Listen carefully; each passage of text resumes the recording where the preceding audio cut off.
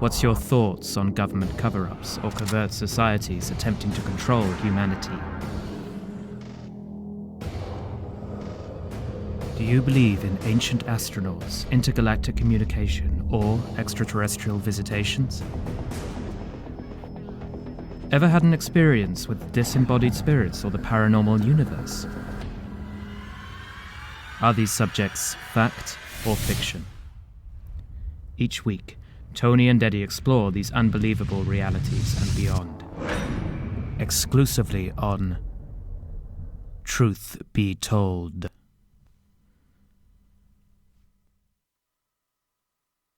Hello, everyone, and welcome to Truth Be Told, where we believe in experience becomes truth. I'm your host, Tony Sweet, and joining me now in studio is Eddie Connor.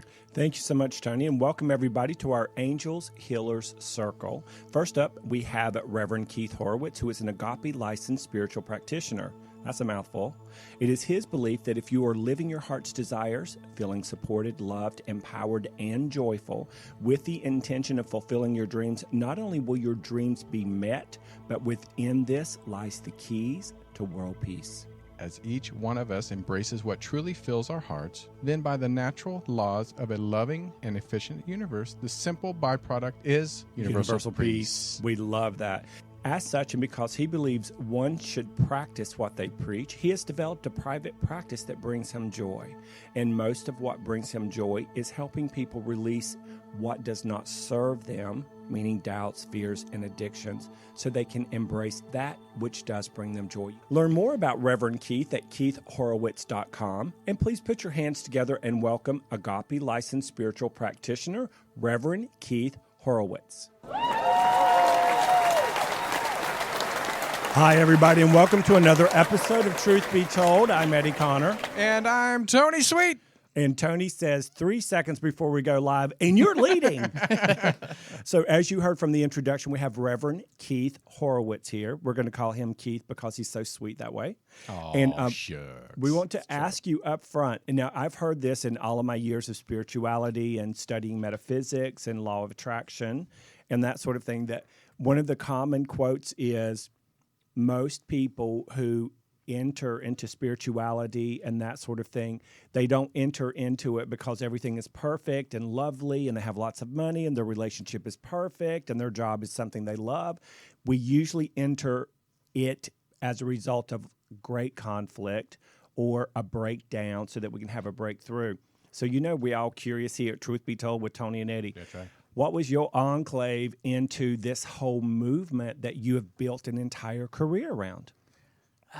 Well, actually, I didn't know it at the time. My life was crumbling. I was just too asleep to understand what was going on. I knew there was subtle things. I was having normal things going on in my life where I was having early onset of things back in my mid-30s. And so the crisis hadn't gotten to a disastrous point yet. But things were going downhill, high blood pressure. Wow. I was probably about 20 pounds heavier than I am now. Things were just really going downhill. Mostly my emotional body was really taking a toll on itself, and I was very drained. And for someone who was used to a much more vibrant way of life. And then one day, one of my airy-fairy friends in the metaphysical kind of, new age community, she said, she'd just been certified in this integrated energy therapy, and she said, I'm giving away sessions. Would you like one? And I was like, yeah, sure. If all I have to do is lay down and relax, why not? And it was the first time ever that I could remember in many lifetimes feeling bliss and grace. So was it hard for you to lay down and relax? No, you know what? There's this, it's like I laid down and I could distinctly remember I felt something come over me when she started. Now, she was doing it remotely. She was living in a different city at the time, and so I was sitting at home laying down, but I know exactly when she started. And this is from a psychic turnip who I didn't really know anything. I didn't know about chakras. I didn't know about the human energy field. I didn't really have an awareness of any of this. But it was so profound. It hit me. And I was bowled over. And it was a feeling and a knowing and a sensing. And a calm and a bliss. And when she was done, nothing was the same. I boarded a bullet train the next day. I needed to know everything about what she had done, the integrated energy therapy. I needed to know about everything. I read more books that year on science and spirituality and metaphysics than I had read my entire life before that. Gal, I'm going to ask you, where are you from? Los Angeles. Oh, so were you born and raised in more of a like a Christian household? No, I was a mutt of a Jewish father and a Catholic mom, and we did Quite nothing. a mix. Yes, but we didn't do anything. There was no very little. The only religious upbringing I had was through other people's families. So I mean, because when you said that, you sound like you were so freely open to seek this, where a lot of people that grow up in the Midwest, South, or in the Bible Belt, that their religion plays a part in keeping that kind of suppressed for a long period of time. Yeah, and what was interesting about that is I really got into it, and all of a sudden, probably about 6 months in, I had my first past life experience, which was unintentional. I wasn't doing a regression or anything like that, but I had a visceral experience. I mean, it was Technicolor movie of everything that happened, and there was convulsing and crying, and it was amazing. It was absolutely amazing. Here you were, or there you were in the past life, or both? Here. Okay. There I was just witnessing it all passing. You know, it's kind of like they say, you know, when you're about ready to cross over, you see your whole life pass before you. Oh, yeah. It was kind of like I was seeing that life pass before me. Wow. And it was profound and cathartic. It had opened up another dimension of what, you know, today kind of my soapbox is the divine languages of God, or it's really the divine language. There's many different languages, but it's really just there's one God, there's one language. But there's the language of nature. There's the language of the animal kingdom. There's the language of, you know, astrology and the cosmos. And it all comes down to the one language of be still and know that I am. Yeah. And I had no idea. I mean, I never knew. I was doing political advertising. I was an executive. That's I what I was was gonna so caught up in the world of trying to get people to do things they don't want, vote for things they wouldn't normally vote for if they knew the whole thing. And all in that propaganda cycle. I was always on the side of, you know, the candidate I wouldn't vote for, or the proposition I didn't want to support. There's a lot of those out there. Yeah, and we're right in the thick of it right now. And my heart, I didn't realize at the time, my heart was really crushing because of certain things. But I was numb. I was sleepwalking, so I couldn't tell. I was, you know, they always say the frog in the pot of boiling water. It's like if you just turn the heat up slowly, they don't notice, but if you turn it up immediately, they hop out.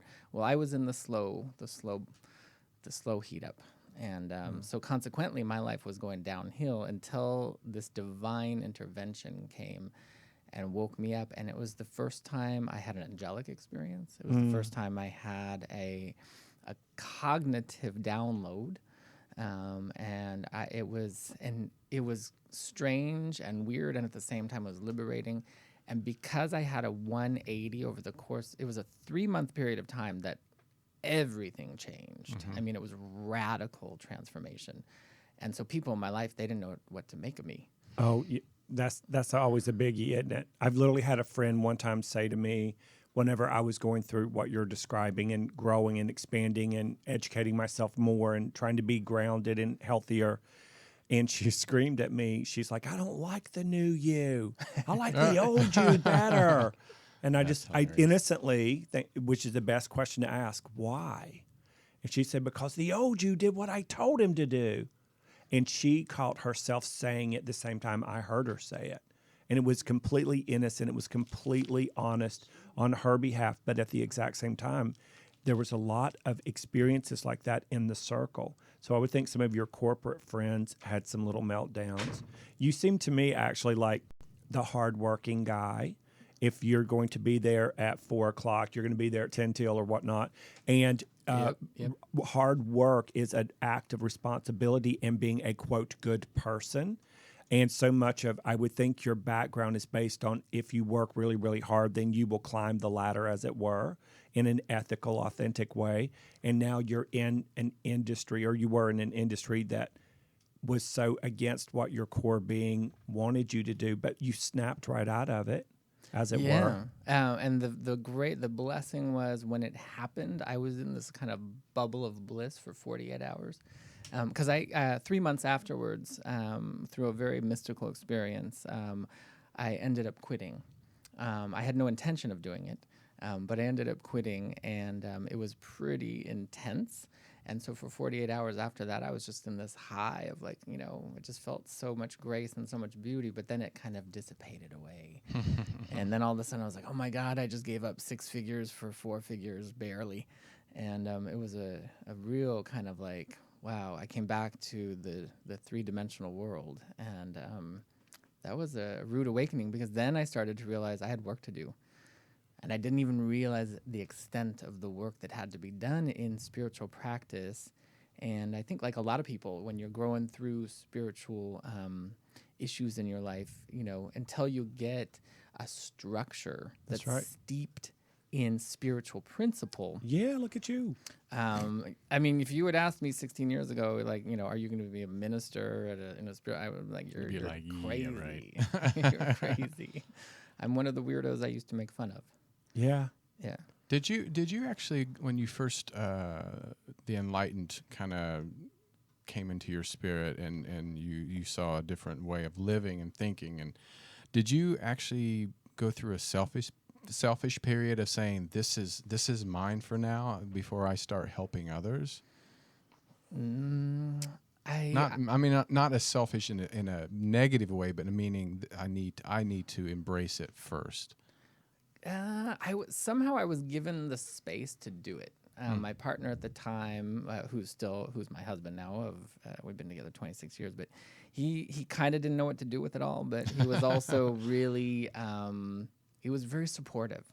And I learned really quickly, my biggest mistake that I learned was, and I learned the hard way, in my face, bad, was trying to get people to do something before they want to do it, or before they're ready to do it. High five. Well, and the other one is we get so enthusiastic, we get so happy, we feel so good. We want everyone we love to feel the same feeling, not because it'll make our life easier, as much as it is we know that they would desire and that they want it too. And sometimes they'll point blank ask. But I learned the hard way, don't give advice unless someone asks. And then when they ask, you ask the specific question back. What part of that do you want advice on? Yeah, and what do you want to know? It was casting pearls before swine was a really tough pill to swallow, because I just wanted, everybody to, drink from the punch that I was drinking, because it was so good. But I wasn't spiritually mature enough to be even doling out that information at that time. I was awakening. And if I were going to pat myself on the back, I think the importance of a spiritual community that upholds to spiritual eternal truth, spiritual principles that are immutable, that don't change, that is something you need to have in place to hold you. Because in the beginning, in the first 2 years, I was kind of floundering in the New Age community. Oh, and in the New Age community, and there's nothing wrong with the New Age community. I love the New Age. I have a store that supports the New Age community, but in a lot of instances, there's not a structure there to support certain people where they are, unless you're really lucky. It's getting better, but in the New Thought community, you have eternal principles and truths and a structure that can hold you and support you while you're going through things. Because a lot of people, I'm a certified astrologer, and I do it more for because I'm fascinated. I'm fascinated by the language of the stars and the celestial bodies, but not as to foretell the future, not to bring spiritual practice into a realm of drama.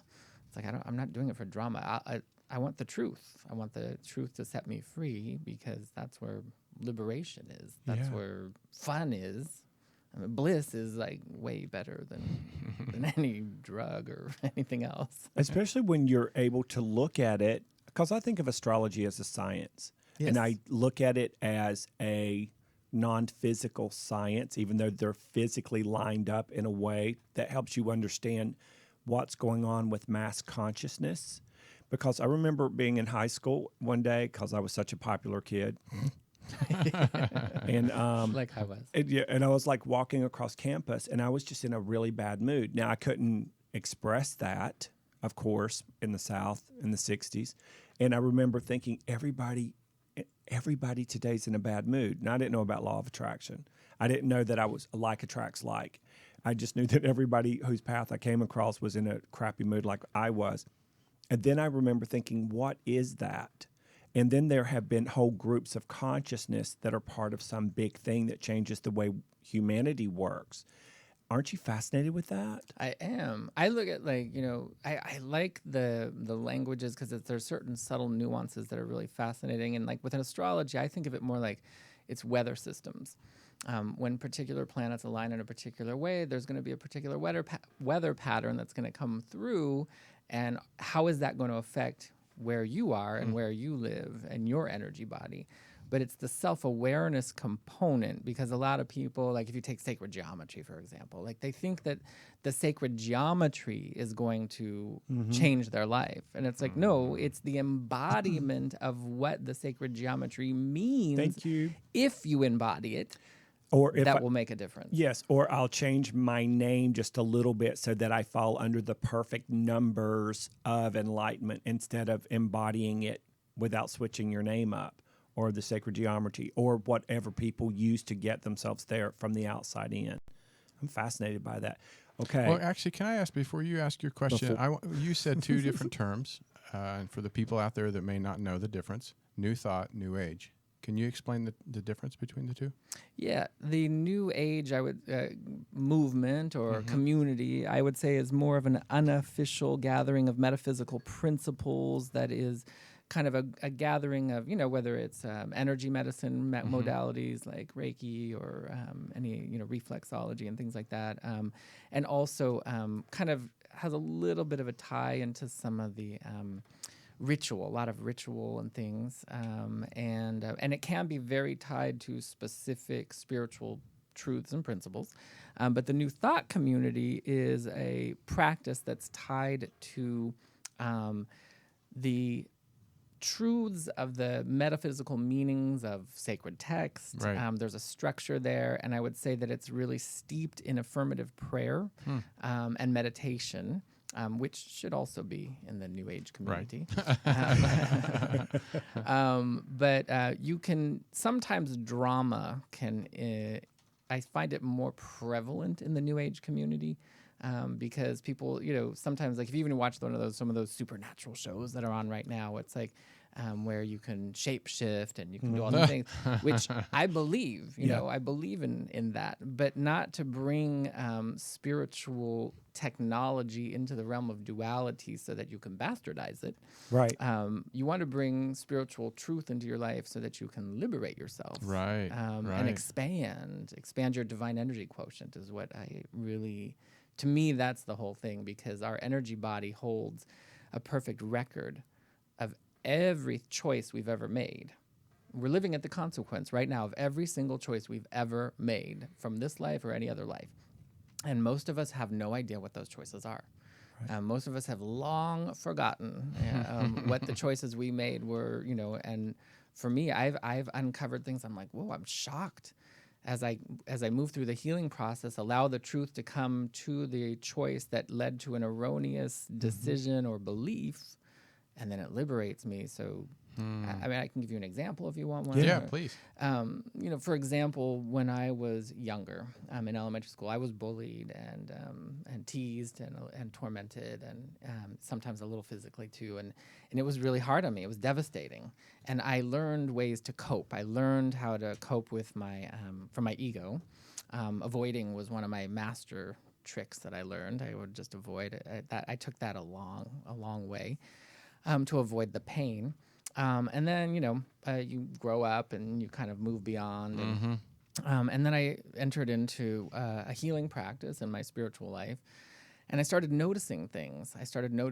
Like I wanted more intimacy in my life. I was noticing out in the world relationships that were really delicious and warm, and people hug each other. But there was a closeness and an intimacy. And I was like, I want that. but I couldn't do it. I was like, I was like stay out of my hula hoop, but I Yeah. want it, Yeah, but I right. can't have it. Like there's some sort of force field there. And so I started doing my work, and I was sitting there, and all of a sudden in meditation, this bubble comes up, and it shows me this video of when I was younger. There was this one in particular, this one boy in particular, who was like probably the poster child of the meanest guy. He was the bad girl, but he was a guy. And I forgot all about it, but in around 5th or 6th grade, I declared that I hated him. I saw myself pound my fist down. I hated him, and that I wanted him dead.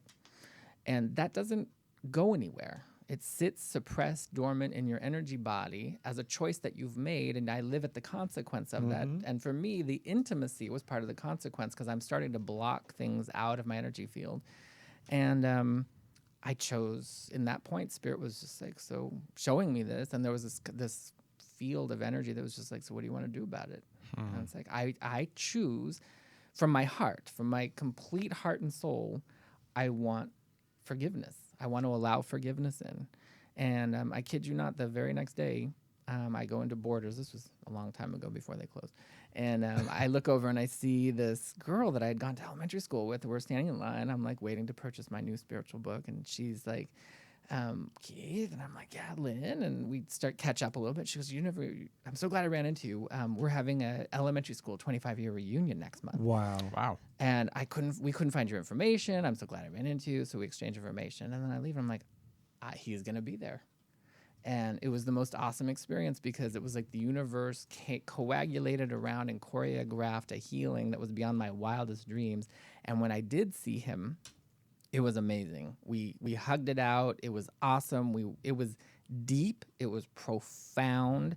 And it was the universe had liberated me from that hatred, from that unforgiveness. Is that going to be in your new book? It is. It is, actually. But don't you think most bullies and most people that treat others in a negative way are very unhappy themselves, or abused even Abused in at their home. home? Yes. So we don't think of that when we're being bullied, but it's easier when you get older to finally, when you hear somebody say, well, my dad was an alcoholic and he abused me, or whatever reason it was, for forgiveness even easier. And that's the part with the spiritual practice, because choosing to forgive somebody from your surface mind or from your ego is really superficial, and in my experience doesn't really work. When you invite Spirit with you, it's like, I imagine if you could just see forgiveness as an energy, and you allow that energy to come in and have its way with you, it will guide you and direct you, and it will uplift you to a profound revelation. I knew as that bubble was playing, as soon as I chose to forgive, I felt what you were saying. I felt The shift. but I also felt the compassion for him, because I got a glimpse into what he went through growing up. And so that made me able to fully on my knees forgive, not like superficially pass it. Oh yeah, because I want to be liberated. I'll forgive you, but I still hate you. That doesn't work. No, it's an absolute contradiction in the energy you're sending out, which is part of why I feel a lot of people get stuck. Because most people are a house divided. Yeah. They've got one foot on the gas and one foot on the brake, because they're trying. There's a saying that we use a lot in the New Thought community or in the spiritual community is, where are you intending from? Where are you praying from? What are you asking for from? Because if you're asking for something from a superficial egoic perspective, then you're probably calling forward. This is why they say, be careful what you pray for. But if you go to the beginning and you get into like, what does my heart, and I'm talking about the higher heart. Yeah. Because the lower heart is where your trauma, there can be sadness or betrayal in the lower heart. But in the higher heart, it's unmarred. Yep. And from the higher heart, you can say, what does my heart really want? And that's where my higher heart was saying, I really want intimacy. I want authentic relationships. I want to be with people where it's like we're soul to soul. And that's what I was seeing. At the same time, I was feeling there was anguish in my energy body, in my emotional body. And that's the one gift that has come out all of this is that, I really understand and I have a respect for pain, for physical pain, for emotional pain, for mental pain, because it's just an alarm that is to wake us up to a truth, and it's always good. And don't you find that what you just described, Keith, it starts soft first, like this first, and then like that. And then it builds and builds. And the number we are, the less likely we are to hear or feel it, so that we can take action and get back into alignment sooner, into that deep, rich place. It's fascinating to me the number of people that are scared to go deep, but what they want is the deep life, but they don't want to. I don't want to love again because I could get my heart broken. I want money, but I'm tired of working this hard. It's like the 1 foot in this side, 1 foot in, as you described. I call it that push-pull paralysis on an intuitive level. So who balances a checkbook better? Someone who's more new agey or somebody who's more new thought? Definitely somebody who's new thought, who's done their work. Yeah, there you go. Yeah. I like the foundation part of that. That's hilarious. It's true. No, it is true. And what we're going to do is we're going to take a quick break. We have a brand new sponsor. We wouldn't, and we actually have two. But one of them I want to just tell you verbally that on June 3rd through 6th, if you guys are in the area, or maybe not, you might want to come out to California. But Contact in the Desert. It's kind of the Woodstock of UFOs. You're going to have George Norrie and I know Eric Von Danigan and Linda Moulton Howe, and the list goes on and on. You go to contactinthedesert.com. But if you go to truthbetoldwebtv.com, and if you, on the very first page, you can win tickets from Truth Be Told by just clicking on it, filling it out, and you could be one of the winners that get tickets. And we have a brand new sponsor called Grown by Nature, and we're going to let them tell you all about it. But afterwards, if you want to, go to the website. If you order anything, just type in promo code TONY10, T-O-N-Y, 10, and you'll get some discounts. 10 what? I'm not going to tell you. Use your imagination. Be right back. Truth Be Told with Tony and Eddie. I'm Tony Sweet. I'm Eddie Connor, and we're here with Reverend Keith Horwitz. United States Pharmacopoeia, USP, sets the standard for most food supplements and are used in over 95% of all vitamin and mineral supplements in the world. The problem is that these products have never appeared in any living tissue. They're created in laboratories and are not recognizable to the body's metabolism. Grown by Nature products are different because they use renatured ingredients, proprietary blends of essential vitamins and minerals with cofactors of proteins, lipids, and complex carbohydrates. Over 50 studies have been conducted on renatured nutrients, and over 20 have been published in peer-reviewed journals proclaiming their superiority. As a result, Grown by Nature vitamins and supplements are now recognized as simply the best available. Call 877-817-9829. That's 877-817-9829 and order your Grown by Nature products today. We are what we eat, and since we are of nature, we should eat foods in their natural form. Only Grown by Nature offers a full line of renatured nutrients. Call 877-817-9829. That's 877-817-9829, because not all products are grown by nature, but they should be. But they should be. They should be. Hi, everybody, and welcome back to Truth Be Told with Tony and Eddie. I'm Eddie Connor. And I'm Eddie Connor. And we're here with Keith Horwitz, who is a reverend at the Agape Church. Yes. Which is spectacularly wonderful. You're also an integrated energy therapy instructor. Yes. You are an angel therapy practitioner, a certified evolutionary astrologer. They can learn more about you at keithhorwitz.com. And you like New Thought people better than woo-woo. I'm joking. I'm joking. I was a woo-woo for so long, I didn't balance my checkbook or any of that stuff because I thought the universe will provide. But there was no foundation there. I like how you were talking about earlier, the corporate part of it. Even though you might not like your job, there is a structure in place, usually going back and forth to work, whether you like it or not. And there's an ingrained pattern. And so I adopted that whenever I jumped the corporate ship and then came over here and started doing this for a living. Not this for a living, but this for a living. I was going to say I'm expensive, hon. So how you doing over there? I'm doing great. I'm wonderful. This is my world. It is your world.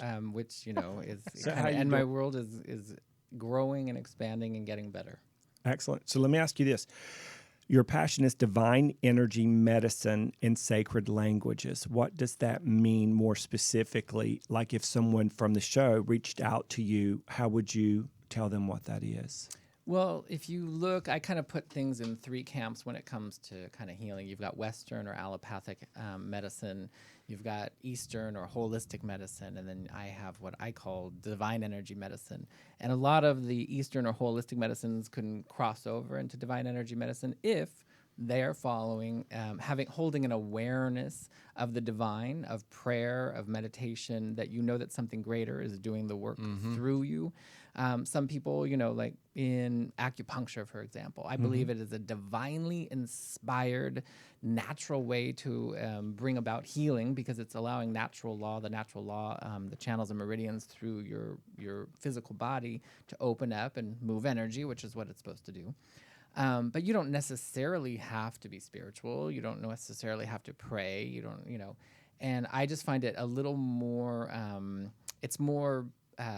it kind of takes it all the way if you can bring in spirit into the equation. Because what do we want? We want liberation. We want unlimited potential. We play so small. We play so small in the world, and it's something that's not the way. To me, it's not supposed to be that way. We're supposed to really allow ourselves to be in the world, but not of it. Yep. But what does that even mean? What does that mean? And like years ago, I wouldn't have been able to answer that question. I'd be like, what? But it means that you're you can have a multi-dimensionally magnificent experience with like mystical experiences happening in your life with, everybody. What does everybody want? They want to have wellness and vitality. They want to have, prosperity and abundance. They want to have really creativity that flows through them. Yeah. They want to have wonderful relationships, whether people know it or not. Yeah. And so if you really want to break out of a dualistic, limited paradigm, you've got to move into the field of the infinite benevolent. And that's like, to me, I would say in the prayer field, there's an indigenous tribe in Africa, and they are the people that believe that they come from the beginning of origins of whom human life started in this out in the Kalahari. Wow. And they lived as much as they did tens of thousands of years ago, and they always find, because spirituality should be very humorous, and they find it very humorous that people say that they're going to go meditate or they're going to pray, because they're just always there. In that space. They're always in that space. They can access divine information at any time. They communicate with each other without cell phones. It's everything that exists in the physical world exists because there's a perfect blueprint of it in the invisible. We have, physical eyes because there's an inner eye that can see from a divine space. We have outer ears because we have an inner ear that can hear the still small voice. I'm sorry, go ahead. No, Abraham Hicks will call that the physical eyes are just an interpretation of the vibration that's going on invisibly on top of what you're saying. And I love that. I love the layers. What? Nothing. It was good. That was a good statement, Eddie. Thank you, friend. Well, I have a question. That's what I thought. Yeah, I'm giving you No, I remember one time I went to, because I grew up in the Midwest, and I love gospel Christian music. I used to go to the concerts all the time. And he used to be Republican. No, I didn't. I never was a Republican. Thank you. But I remember going, and her name was Crystal Lewis, and she during in between one of the songs, she said, just because you choose to become a Christian doesn't mean your life is always perfect. How many people do you think get the enlightenment and then things happen, and like you said, like Eddie said, the universe will provide, and they feel like, I'm just doing this wrong, I'm not doing it right. How many times going through your life, everything's not perfect. No, I'm still growing through a lot of stuff. But explain to those people that think they're doing something wrong. I'm not meditating correctly. I'm not thinking of the right thoughts. I'm not thinking giving enough money to charities. How do you explain to people this? This is still we're still humans. Right. And it's, I would say number one rule is never make anyone, including yourself, bad or wrong. I used to beat myself up all the time, so I have a lot of personal experience of meditating wrong and not praying right and all of that. And so but really being very clear, I'm going to grow and heal through love, because it really is, it's intentional. Everything is predicated on our choice and our intention. Sometimes, things you start to put forward an intention, and then you realize because I'd say minimally 90% of the people on this planet have no idea what is residing in their cellular memory. They say we live using about 10% of our brain, and I would say that's probably pretty accurate, and it's kind of reflective of 10% of our consciousness. And when you start to do the work, it is so important to make sure that you allow it to be, that you evoke, that you call it forward, that it's going to be done in a loving and joyous way, and that you're not going to beat yourself up, because it really is counterproductive. What's your philosophy on the subconscious mind? To me, the subconscious mind is kind of the database of everything, that all of our choices and all of our beliefs. Yeah. And 90% of the people on this planet, I don't think they really realize what's in their subconscious mind, but we're living at the consequence of it. Yep. You'll know what you believe by how things outpicture. If somebody's saying, "Oh no, I totally believe in prosperity. Yeah, it's all good," but they've got 2 pennies between their fingers, Right. And it's like, well, you'll know what you believe of how things outpicture in your life, and then it's like, do you want to? I think the main thing is becoming self-aware enough that you can allow it to be a fun adventure, and be able to dig inside and see what is in my subconscious. And do you think that whole consciousness, meaning group consciousness, like North America, South America, that sort of thing, do you believe there's such a thing as a group karma? Yes, absolutely. And so what do you think is going on right now with this sort of quiet at first, grassroots level at first momentum that's happening in North America right now with the election? Just in a couple of sentences, not the politicians themselves, Right. but what's going on with the everyday people that used to be more 90% unconscious, that are starting to sort of wake up. They are, and it is a collective consciousness. There's all these fields. To me, where I kind of begin is there's the field of your own energy body. It's your world. It's how you perceive world, everything coming in and going out. Then the next level out is kind of your collective, your immediate family, friends. That there's another field of energy that kind of, it might be your spiritual community or your religious community. And then another field of energy would be, you could have a national consciousness. There's a Republican field of energy and a Democratic field of energy. But we want to rise above what's in those race-conscious fields of energy. I find it, it's even for me challenging sometimes when I hear some of the things the politicians are saying. It's like, ooh, they want to pull me into this kind of like, there's a they versus us. There is no they. There's no they. It's all one. It's just one, and everything, this is a reflective universe that's reflecting back, and there's a collective consciousness going right now in the U.S. that wants to awaken. And so there are some people in the race, again, I'm not going to say sides or anything, that are starting to kind of believe some of their own lies in order to be the winner in a contest, as opposed to authentically come from a centered, deep place and do their job, the job that they're applying for, essentially. How many times have you seen a client come to you who really believes a lie that they've been telling themselves for so long as their reality, when you see past the lie? The lie's this big, but if it's all they've ever seen for 10 years, they believe it so strongly that you see past it to the mirage on the other side that's their ever after. How do you help them shift from the desert to the ever after? You've got to stay steeped. That's where the prayer and the meditation, because you have to stay so in alignment with God that you allow your eyes to only see the eternal truth about everybody. It's kind of like, I'll just say it right now. Donald Trump gives me a run for my money in keeping my consciousness in check. But it's wonderful because anything that you're seeing out there is a reflection of a macrocosmic, the country is giving us a macrocosmic reflection of our microcosmic world.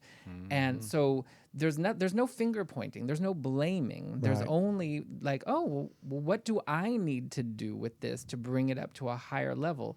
Making a they or pointing a finger. And so I've got to hold the same light that I would hold for a client of mine to know the truth of their eternal light, that they're not their trauma body, that they're not their ego, that there's a beautiful being of light in there that we all are, because we're all created in the image and likeness of God. But what does that mean? Because it sounds really pretty. It sounds really amazing. Nice. But embodying it is where it's at. Because if you're not, it's like, I think that was one of the most frustrating things for me was when I first woke up. Out of the gate, I had experienced bliss. I experienced nirvana. I experienced like this ultimate magnificence. And then I came back to the real world, and then it was like, oh, I've got to take responsibility for my life. And how do you take responsibility for your life without making yourself bad, without making yourself wrong? Like if you did something really bad to somebody, you berated them, or maybe you hit them, or something. How can you take responsibility for that and bring it into spiritual alignment without making yourself bad or wrong? And I think that's part of, and we also want to do that for other people. Where Right. it's like, I think one of the rudest awakenings is when you have a victim villain mentality out there. Mostly the villains we want to punish, and we want to put them behind bars if it's really... But are the victims the one that see them as villains? Well, and the rude awakening is, from a spiritual perspective... Here we go. Dun, dun, dun, dun. I know, wish I had a sound effect. Victim and villain is equal energetically in that. terms of, right or wrong. They're neither one of them is more right. Now, the behaviors of what Yes. happened, that's a separate scene. But they're just like, the guy who tormented me. He was more of a type A personality, and I was more of a type B. And so it's kind of like when you get that mixture together, it can be very volatile. But we need to be loving and praying for the villains just as much as we do for the victims. And let me tell you, most people who identify themselves as victim do not like it when you do that. And so that's something you need to keep your eyes on, whatever your highest, purest heart energy is, and do that privately. So in essence, what's going on in North America right now with all of the waking up and the clashing and actually segregation and pushing against is essentially, when we get triggered by it going on inside of us, what part of us are we not integrating into the higher consciousness of that which we are? So don't make me stick my finger up at you, Donald Trump. I mean, With love With and you know, light. love. to love them, not condoning any, Right. actions that go against spiritual principle, but to condone them. We all make mistakes. We Oh, all Lord. have erroneous ideas and beliefs that we succumb to at no. times. Yeah, Tony So- 10. Never. And sometimes we make things bigger, than they are, and it's like, no, it can be challenging to love. Yes. You got to love your enemies. And we And chose that's that. hard, We though. chose it coming Sometimes that's hard. It's and sometimes even harder to love your frenemies because You're right. we, That's true. we- That is true. it's like I don't have to love them all that much. I'll just avoid them. in. Well, when you were speaking about all those different layers and fields of consciousness, I just kept seeing you in this cornfield Me? because you're from Oklahoma. Did I have clothes on? In my vision, you did. Oh, okay. Well, I know. There's been pictures out there. No, I was kidding. As long as it was an organically non-GMO cornfield. Yeah, Right, right. that's true. Especially you don't want to be naked in the Monsanto fields. No, right. You'd be jumping like, up and "I'm down. You're itching." like, "Where's my I'm starting testicle?" to itch. Well, we have about 5 minutes left. and Unbelievable. I know. It went fast. And I want to know that after, all these years of, kind of coming into your own and, building your life and loving what you do, where do you see yourself? Does it give you more of a vision of your future, or more clear vision of your future? Not saying predicting your future, but do you see more of a clear vision of where you're going?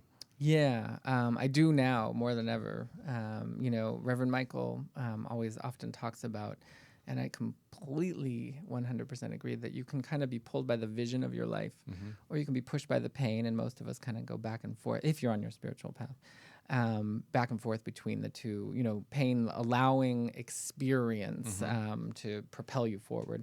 Or if it's just imagine you're in the prayer field, you're in the meditation field where you have a divine awareness 24/7. You're never out of it. You have divine direction. You have providence guiding you every moment of every day. You're in your heart. Let's just take it a little further. You have no issues. You have no issue. You have no money issues. You have no relationship issues. You have no creative issues. You have no health issues. You're just in that field. I feel like from that's what I'm striving for. To me, that epitomizes being in the world but not of it. But you would just be so loving and so kind and so generous, and I think we would do two things. We would really have fun on planet Earth with a lot of really amazing adventures, and we would just serve people. We would help and serve, and we would love it. We'd get so much out of helping people. I think that's what we would do, and that's pretty much what I'm trying to do with my business. We have services and products that are to promote wellness and vitality and goodness in the world. Everything that helps you go deeper and connect. Yes. And we have literally 2 minutes left, but I want to ask you very quick about omandgarden.com. Yes. So that's in Sherman Oaks? Sherman Oaks. Ventura Boulevard. Yes. Yeah, I stumbled into it by non-accident. I synchronistically went in there and met your partner, lovely, because there were rooms for rent. And then I sort of got bewitched by all the beautiful things in there and the good energy. Thank so you. when are you going to be teaching classes? What's coming up next for you when you're going to be speaking, teaching, doing your magic? I will be teaching at Agape. I start Mystical Energy Medicine is a 5-week class where we dive into the whole world of being able to interpret the languages of God through divine energy medicine and getting very familiar with your own human energy field. I teach weekly classes at Om and Garden, and I'll be speaking in D.C. at the Centers of Spiritual Living on the 24th. Wow. And what else, I think? Yeah, I love the Centers for Spiritual Living. Previously, was it Science of Mind? Yeah. Yeah, and Religious Science. Religious Science, yeah, yes. Reverend Maureen and a bunch of them over from the Granada Hills Church. Now I think she's in Woodland Hills. I just loved all of that. Yeah, it's a wonderful, wonderful community. It is. My ADD's kicking in, and I want to ask a question before we get out of here. Okay. How do you spell ADD? AD. That was good. That was good. So language, when you said the interpretation, is just like any language in the world, is there one more difficult to decipher or to translate? No. When you really get still, all of the subtle bodies start to open up, and so your clairsentience, your clairaudience, your clairvoyance, your claircognizance, your clairolfactory, all of it opens up. That's great. And you start to really it's wild. It's so amazing when that happens. And then, it just becomes phenomenal in terms of, you hear people like, I got to download. But to me, it's really about moving from being fascinated by this to being enthusiasted by it. Because when a lot of times people, they're kind of on the outside looking in going, oh, this is really fascinating. And they dabble and whatever. But when you're enthusiasted, you get in the game and you do the work and you get to really enjoy it. And the results are more consistent, I find, when you do it the way you just articulated. It can be very frustrating to open Pandora's box and start to do this work and then find out like, oh, I don't want to do it anymore. 'Cause then it just gets really, you start to come up against your issues, and now they're your issues. But if you don't want to heal them, it can be a little disconcerting. Yeah. Well, you're fascinating. I really enjoyed having you here today. That's great. Thank you. And you can learn more by going to omandgarden.com if you want to. You can also go to keithhorwitz.com, and you also do the integrated energy therapy. You're an instructor for that, angel therapy practitioner, and a certified evolutionary astrologer. Okay. I just like the title. That And sounds I will great. keep going because I just want to learn more. So. You can tell you do because you're an Agape licensed spiritual practitioner on top of it. And what do you do for fun? I like to go out in nature, hike. I love talking to my trees, child. I do. Nature do. is the best place to really, because nature is That's the right, reflection yeah. of God. Yeah. That's And there's where I that meditate. natural ebb and flow, and it's naturally deep, and it's organically connecting you to source energy. Oh, and I do. I'm doing a meditation 1-day retreat to Santa Cruz Island, which is an amazing on May 7th and the 21st. Wow. And I take people over to. I go out. I take people out on 1-day retreats in nature. And people think they can sort of wrap their brain around that and literally let go for a day. I think that's brilliant. You do that. And that schedule will be at keithhorwitz.com, right? Yes. Okay. Well, we're gonna have to go one of I these days. know. Oh, Oh, what was that? yeah. I I'm going wanna- to be fun to watch you meditate. I'll go just to Well, I watch. said my meditation is hiking. Like when I get out Oh, there, yeah, active that's meditation. where I can meditate. It is hard for me to sit and just. Well, you must. I would say one of the things I do is I do a meditation called Yoga Nidra, which is yogic sleep. You come, you lay down, you get cozy Ooh. on your yoga mat with a blanket and a pillow, and we go through a journey Yeah. into the dream time. How many? And- How many snore? Sometimes. Once in a while, but you won't notice. You want? Yeah. No, you really don't. That's what I love to do on days where I do work, psychic readings all day. I have 2 in the morning and 2 in the evening, and I go right in between the two, and I do it for about 45 minutes to an hour of that in between worlds space. I love it. You feel like you've got 8 hours sleep sometimes when you come out of that. Well, you have a guest pass from me if you want to come. Yay! Oh, awesome. Thank you. We have it on tape, so we'll make sure. Play it back. All right. Well, thank you so much, Absolutely. Reverend Keith, and we thank you guys. If you guys tuned in halfway through, or even just want to listen to this again, please go to our YouTube channel. Just go to Truth Be Told with Tony and Eddie. You'll find all of our videos up there. Please subscribe, leave comments. We'd love to see those. Also, you can listen to our podcast on iTunes, Stitcher, TuneIn, and iHeartRadio. Of course, we want to thank you guys for always being very supportive to us, and we love hearing from you. Please go to our website, Truth Be Told with, truthbetoldwebtv.com. Check out all our upcoming shows. We have April completely booked. May's already coming up, and I can't believe we've already have half of it booked. Eddie's going to be gone for the first few weeks because he's going to Peru. Yay. I'm going to miss Eddie. I'm going to miss him too. No, he's not. He won't. He won't I even will. think of me. No, I will. I'll miss you. Quit rolling your eyes when you say it. All right, well, we're going to take a quick break. Come back. We have another great guest in studio.